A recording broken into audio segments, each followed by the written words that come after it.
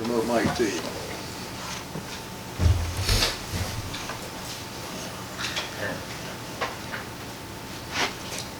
And I think it's been a few weeks since we talked to you, but you know, getting some games under your belt, coming back from that injury, just how have you felt out there and being able to go out there and actually make plays through this point in the season? Yeah, you know that I feel like I'm fully recovered from that injury last year, and yeah, just been busting my butt at practice, and I guess like that's where it rolls over to for all of us, and just being out there and being to play full speed. It's been nice.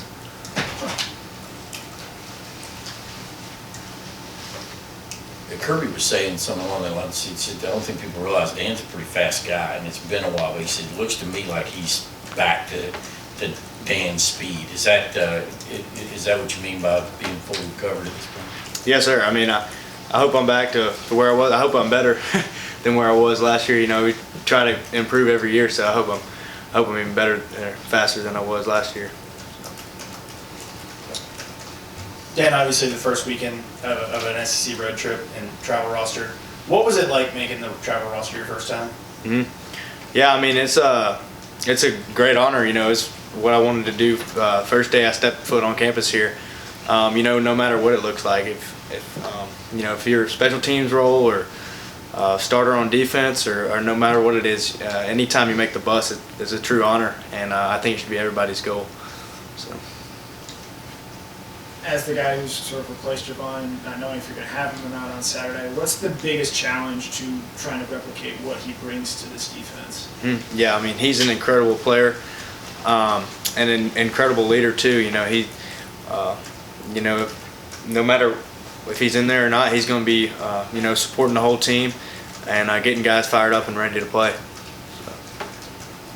Hey Dan, I just wanted to ask you what you think of how Jonel Aguero has progressed the first 4 weeks of his confidence has grown, or his understanding of the defense has grown too. Yeah, he's a great player. Obviously, realized that the first day he got here, and Jonel's got great work ethic too, and you know, he gives it all he's got in practice too. And I mean, you're going to continue to see that from him. Dan, kind of following up on Javon, if he's not able to go, just what's your confidence in this secondary, being able to go out there, main plays, do what you need to do if Javon can't play? Yeah, I mean, that starts every day at practice, started yesterday at practice. You know, you got to treat every game like you're the starter, no matter what position you're in, what string technically you're in. You know, we all prepare the same way from our ones to our threes because we all, Coach Schumann, Coach Muschamp always say, you know, if you're in the game, you're a starter. So I think that's how everybody prepares. Following up on the travel roster, how exactly is that delivered? Is it a list that's posted somewhere? Does your position coach tell you? I mean, how is that delivered, who the 70 are and who is staying home? Yeah, I don't know if I should get into it much, but they post a list every week. So. What's up, Dan?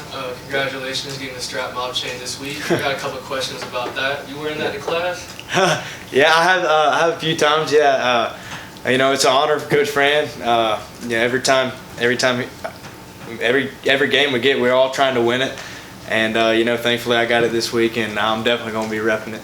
So. Can you talk about that tradition, like how it got brought about? How did he talk to y'all about that, this, that, the other? Yeah, so it's basically, you know, whoever he feels like has a good week. You know, we're all competing for it, but he's all about maximizing our potential and maximizing our brand as a student athlete. And yeah, I think it's pretty sweet. And you've been in this game for a few years now. Can you kind of talk about the Georgia-Auburn rivalry and maybe just a few memories you got from this game? Yeah, I mean, it was. It's always a battle every time we go to Auburn, no matter what. You know, I got to play a good bit there 2 years ago, and very thankful for that experience. But their fan base, a lot like ours, you know, they're going to bring it every Saturday, and you know, I'm just excited to play there again, really. But Just wondering, historically, what was your very first travel roster game that you made out of town? SEC cut to 70. Yeah, it was actually the first game my junior year to Clemson. And what sort of stood out to you about this Auburn offense you guys are getting ready to go, and specifically their passing game, sort of what it presents? Yeah, Well, they have a great offense. They have great quarterbacks, great running backs. Obviously that, but you know, we're going to be ready for the run, pass, no matter what. We prepare for both.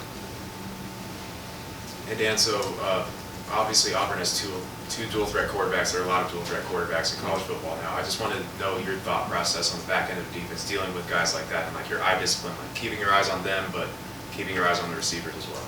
Yeah, it depends on the call.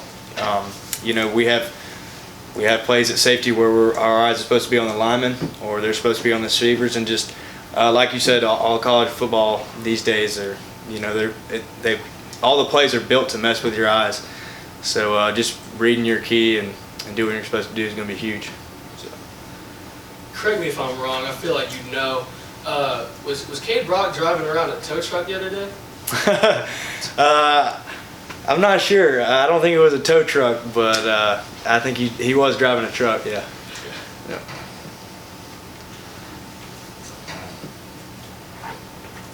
Other questions? All right, thank you. Appreciate it. Thanks, Dan.